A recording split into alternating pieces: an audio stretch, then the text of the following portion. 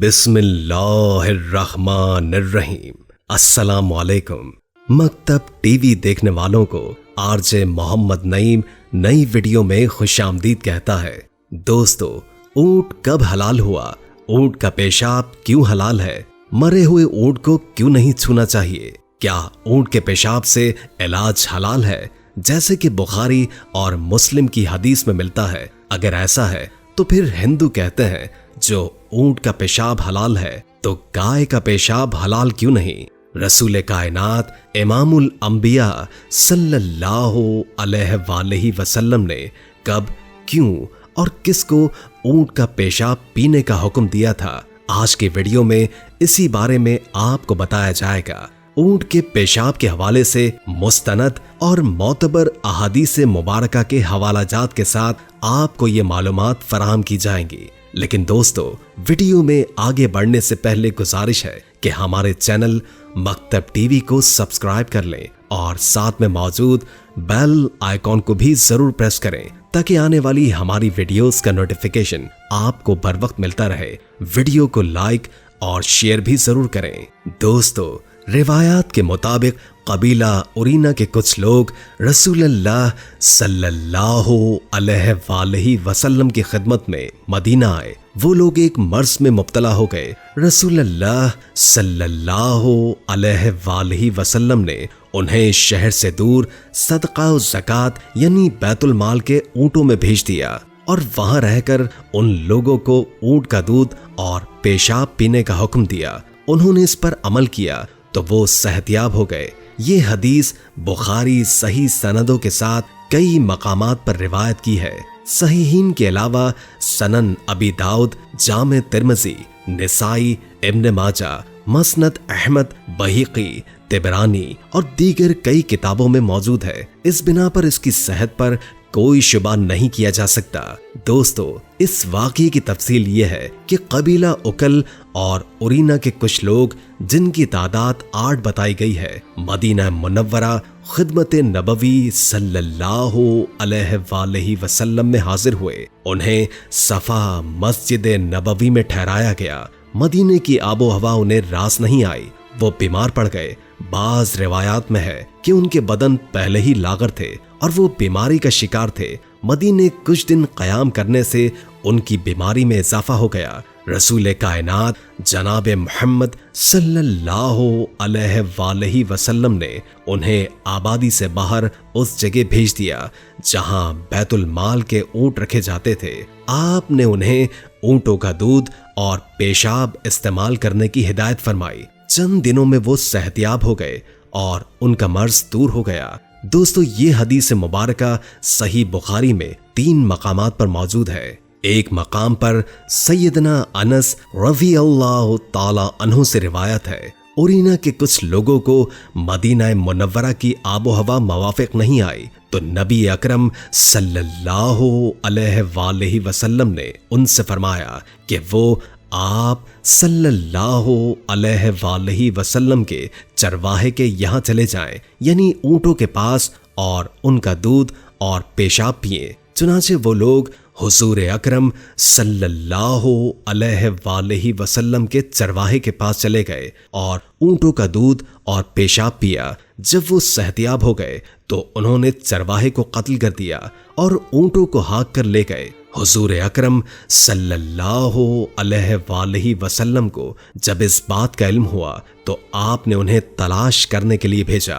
جب انہیں لایا گیا تو حضور اکرم صلی اللہ علیہ وآلہ وسلم کے حکم سے ان کے ہاتھ اور پاؤں کاٹ دیے گئے اور ان کی آنکھوں میں سلائی پھیر دی گئی، جیسے کہ انہوں نے چرواہے کے ساتھ کیا تھا۔ دوستو، وہ لوگ اصل میں ڈاکو اور راہزن تھے، گو مدینے میں آ کر مسلمان ہو گئے تھے، مگر ان کی اصل خصلت کہاں جانے والی تھی۔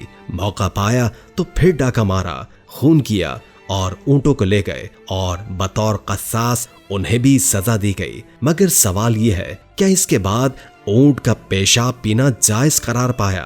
کیا اونٹ کا پیشاب پینا حلال ہے؟ دوستو، اس حدیث کو حدیث ارنین کہا جاتا ہے۔ इस हदीस से इस्तदलाल करते हुए बाज आयमा ऊंट का पेशाब पीने को जायज कहते हैं, जबकि फुकाहे अहनाफ के नजदीक ऊंट समेत तमाम जानवरों का पेशाब इंसान के पेशाब की तरह नापाक है और इसका पीना नाजायज है, क्योंकि दीगर सही अहादीस से मुबारका से मालूम होता है कि अक्सर कब्र का अजाब पेशाब की वजह से होता है। ताहम हदीस उरनैन में नबी अकरम सल्लल्लाहु अलैहि वसल्लम ने ओरीना के लोगों को जो ऊंट का पेशाब पीना तजवीज किया था, उसकी मुख्तलिफ तौजीहात हैं। नंबर 1, रसूलुल्लाह ने ऊंट का पेशाब पीना तजवीज नहीं फरमाया था, बल्कि इस्तेमाल का जिक्र फरमाया था, और ये खारिजी इस्तेमाल भी हो सकता है।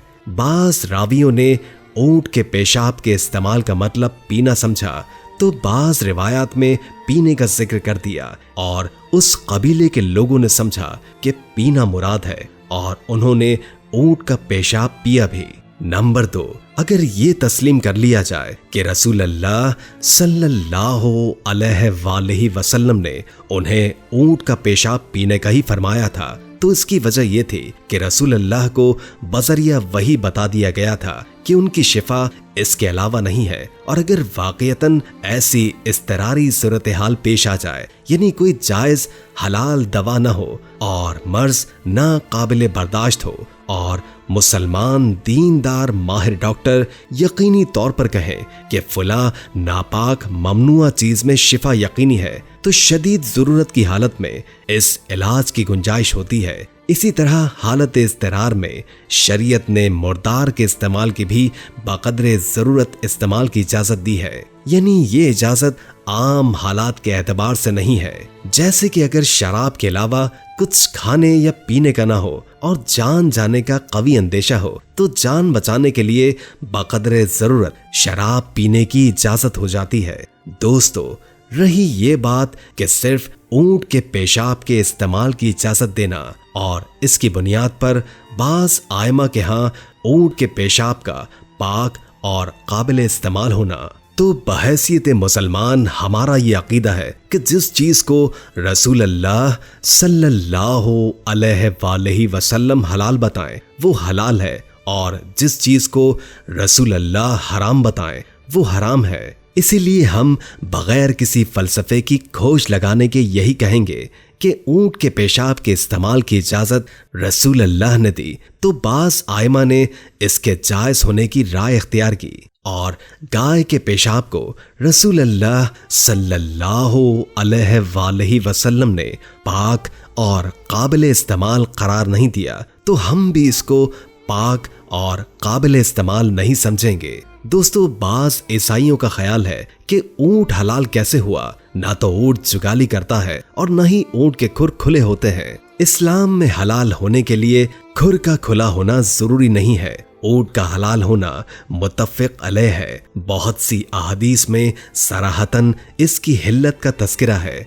दोस्तों, बास लोगों की जानिब से हदीस उरनैन पर एतराज शायद इसी वजह से किया गया है कि रसूलुल्लाह सल्लल्लाहु अलैहि वसल्लम ने उन लोगों को ऊंटनी का पेशाब पिलवाया जो कि हराम है। रसूल कायनात सल्लल्लाहु अलैहि वसल्लम की पाकबाज हस्ती से ऐसा हुक्म सादिर होना बाईद अस अक्ल है।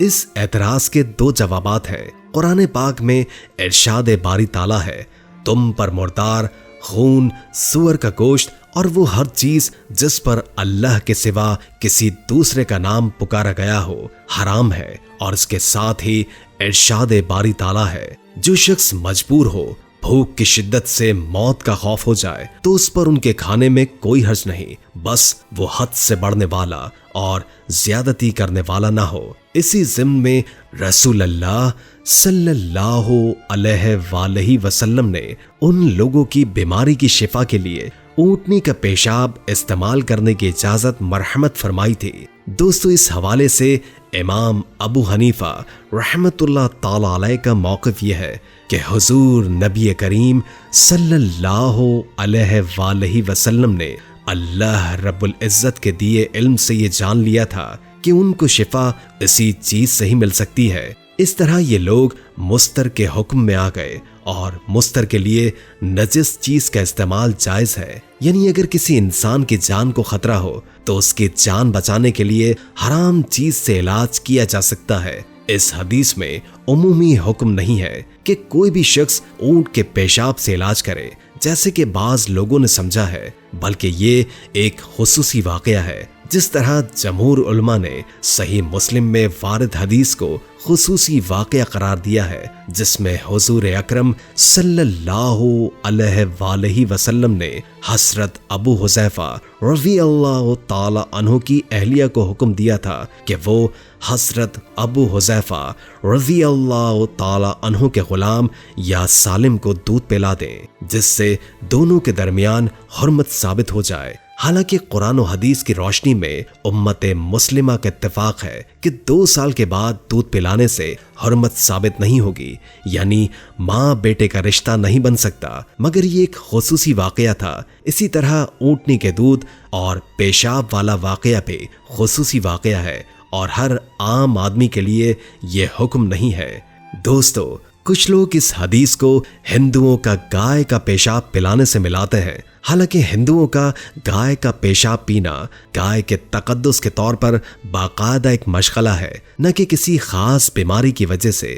اسلام میں تو اونٹ کو مقدس سمجھا جاتا ہے، نہ اس کا پیشاب بابرکت سمجھ کر ہر چیز پر چھڑکنے کا کوئی تصور ہے، اور نہ اس کا تعلق عبادت اور شاعر دین سے ہے۔ حدیث میں اونٹ کے پیشاب کا استعمال محض ایک دوا کے طور پر کروایا گیا ہے، جس سے بڑھ کر کچھ نہیں۔ بغرض علاج بھی لازم قرار نہیں دیا گیا۔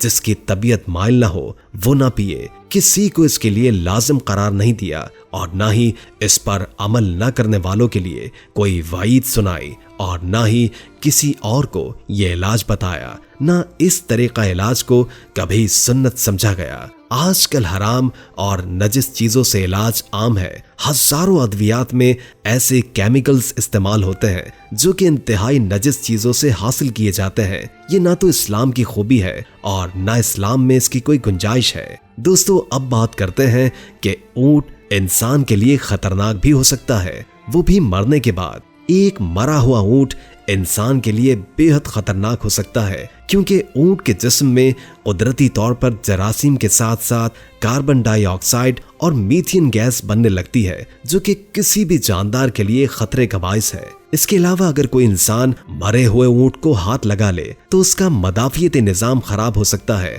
اور ساتھ ہی ان جراثیم کی وجہ سے جلدی بیماریاں بھی ہو سکتی ہیں۔ اسی لیے اگر کبھی بھی کوئی مرا ہوا اونٹ دکھائی دے تو اس کے پاس جانے سے گریز کریں۔ آج کے لیے بس اتنا ہی، پھر حاضر ہوں گے ایک نئی ویڈیو کے ساتھ۔ ہماری آج کی ویڈیو کو لائک اور شیئر ضرور کیجیے گا۔